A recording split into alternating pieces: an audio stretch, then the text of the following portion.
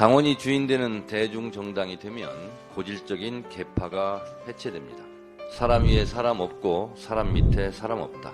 사람은 누군가로부터 침해당하지 않을 권리, 천부 인권을 갖고 태어납니다.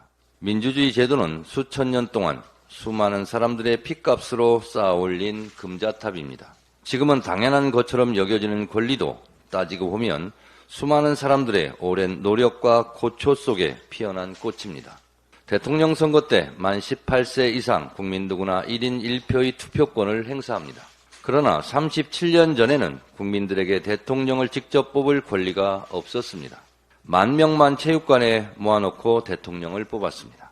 국민 누구나 1인 1표 대통령 직접 투표권을 갖기 위해 박종철 열사, 이한열 열사 등 수많은 사람들이 죽고 다치고 감옥에 갔습니다. 저도 1987년 뜨거운 여름 호원철폐 독재타도 대통령 직선제를 주장하다 경찰에 연행돼 구류 처분을 받고 경찰서 유치장에서 6.29 선언을 지켜봐야 했습니다. 100년 전에 여자에게 투표권을 달라고 하면 감옥에 집어넣었습니다. 란 유명한 장하준 메모도 있습니다. 이재명 당대표 1기 지도부의 임기를 마무리할 시점이 오고 있습니다. 저는 2년 전 전당대회에서 당원이 주인되는 정당을 만들겠다고 공약했습니다. 그 약속을 지키고자 부단한 노력을 했습니다. 야당 탄압 정적 제거, 이재명 죽이기의 윤석열 정권의 탄압을 견뎌내며 이룬 총선 승리는 참으로 값진 국민 승리, 역사적 승리였습니다. 지도부 출범과 함께 검찰의 민주당사 침탈, 이재명 대표에 대한 무리한 선거법 기소, 이재명 대표의 단식투쟁, 이재명 대표에 대한 체포동의안 가결과 영장 기각, 수백 번의 압수수색과 검찰의 망신주기 피의사실 공표와 재판 속에 이룬 값진 총선 승리였습니다. 당내 사정도 결코 녹록하지는 않았습니다. 끊임없이 이재명 당대표를 흔들고 급기야 이재명 당대표 체포동의안 가결 사태로 잠시 당이 큰 어려움과 혼란에 빠지기도 했습니다. 그러나 이 모든 내후 외환을 이겨낼 수 있었던 것은 당원과 지지자 국민들의 지지 덕분이었습니다. 당이 어려울 때마다 응원과 지지를 아끼지 않았던 당원과 지지자분들께 다시 한번 감사드립니다.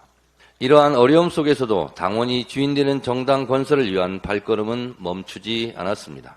당원들의 열렬한 참여 속에 공천혁명을 이루었고 그 동력으로 총선을 승리로 이끌었습니다. 그 어느 때보다 당원 참여의 효능감을 느낄 수 있었던 선거였습니다. 이에 발맞춰 전당대회 룰을 대거 당원 주권 시대에 맞게 정비했습니다. 당대표, 최고위원 예비 경선부터 권리당원 참여를 보장했고 본선에서도 권리당원의 비율을 대폭 확대했고 시도당 위원장 선거에서도 권리당원이 중심축으로 자리 잡았습니다. 이제 전당원 1인 1표의 비율로 더욱 당원의 권리를 확장하는 일만 남았습니다. 다음 지도부의 숙제로 넘기겠습니다.